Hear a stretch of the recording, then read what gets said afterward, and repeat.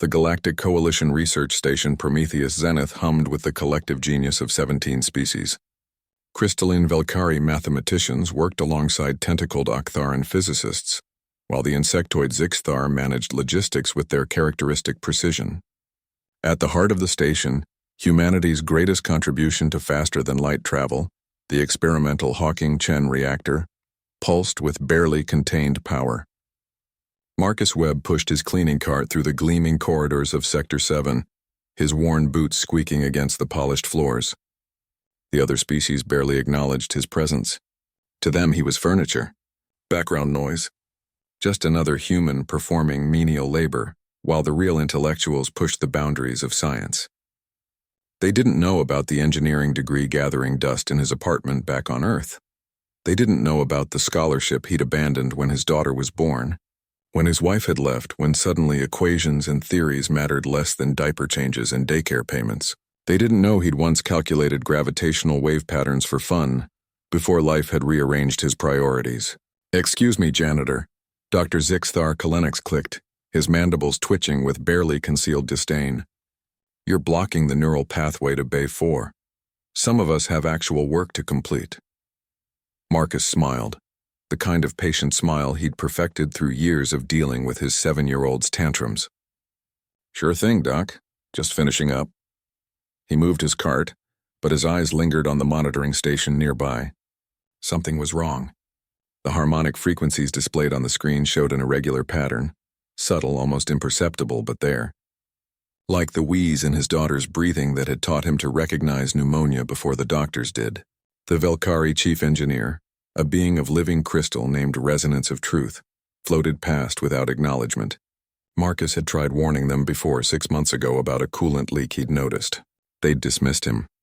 Humans and their primitive pattern recognition, one scientist had said. The leak had been real.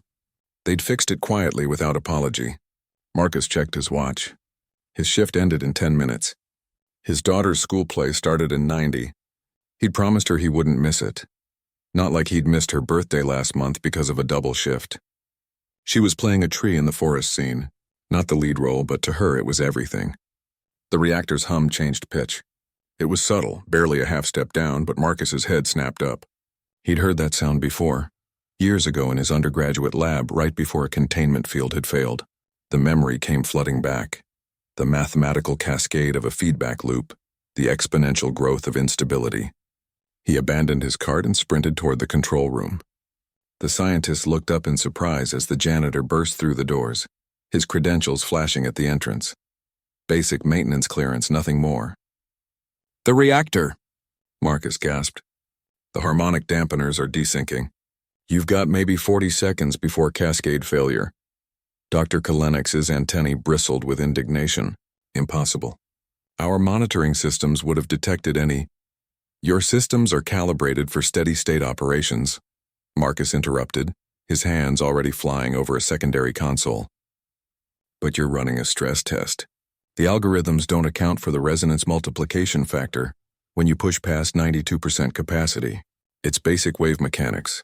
If the dampeners desync by more than 0.3 milliseconds, you get constructive interference in the containment field."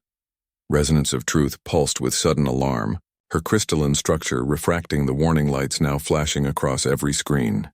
"He's correct. Cascade initiation detected. 31 seconds to critical failure. Shutdown procedures require 90 seconds, another technician announced, panic creeping into his synthetic voice.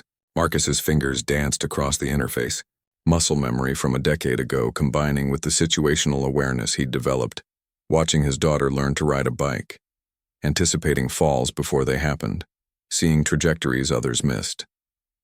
"Can't shut it down in time," he muttered, "but we can force a harmonic reset.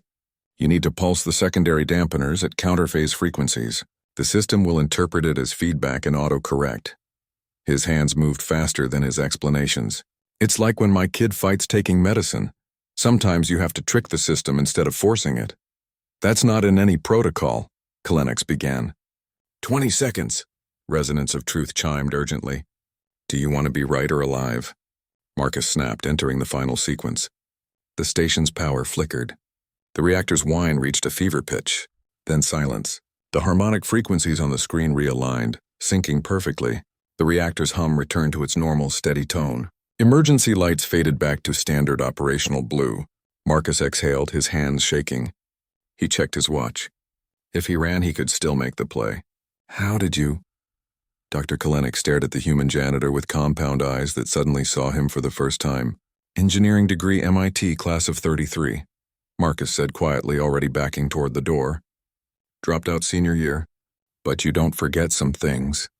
And you learn new things too, like pattern recognition, multitasking under pressure, and making split-second decisions when someone you love is counting on you. Resonance of truth pulsed with a color Marcus had learned meant deep respect among her people.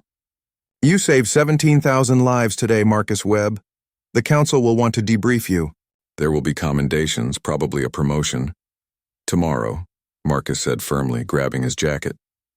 Right now I've got a tree to watch in a school play, and I promised I'd be there. She's counting on me. He was out the door before they could respond, leaving behind a room full of the galaxy's finest minds, all of them recalculating their assumptions about the human, pushing a mop cart through their station.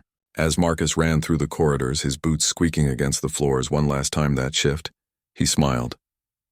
They'd finally learned what he'd known all along. The most sophisticated calculations in the universe couldn't match a parent's instinct for recognizing when something was wrong. And no credential was more valuable than keeping your promises to the people who mattered most. He made it to the play with 2 minutes to spare. His daughter, dressed as a tree with paper leaves taped to her arms, beamed when she spotted him in the audience. Best seat in the galaxy, he thought. Even better than saving it.